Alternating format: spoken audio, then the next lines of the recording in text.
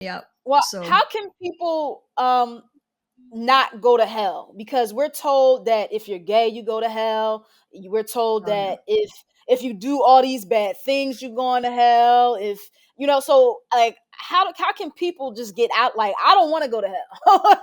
So how can people get out of that energy? So I believe that's all human construct in order to control. So, Mm, to say, you had an abortion, you're going to hell. You're gay, you're going to hell. That's all human construct. And because in the God that I met and the Jesus I met, they were so unconditionally loving.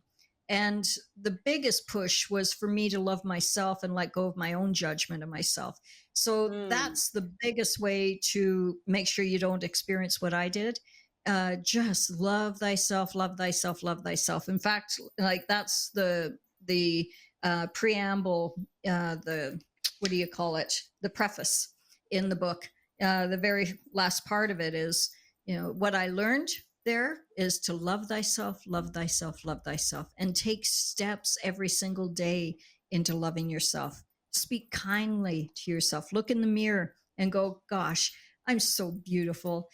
Doesn't matter if you're 50 pounds overweight or 300 pounds overweight. You start loving yourself, and your body and mind and spirit will act in response to that love, and and and that's as you'll opposed transform to guilt and shame that you all were that crap, feeling.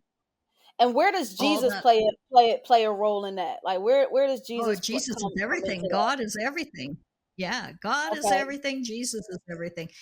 For me, Jesus and God were very different, and I saw Jesus as he had had a human experience, but he was such an evolved soul, and so Yeah. he holds a special place in the white void. Um, Yeah. he has transcended, right?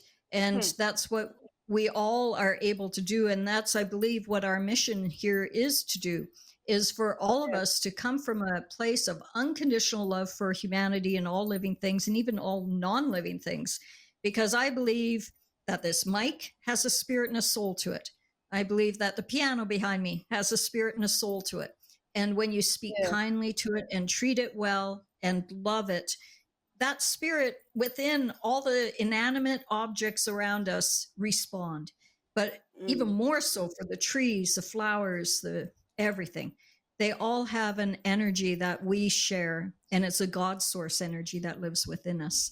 And so um, I believe our mission here is to activate that God source energy and just love each other unconditionally.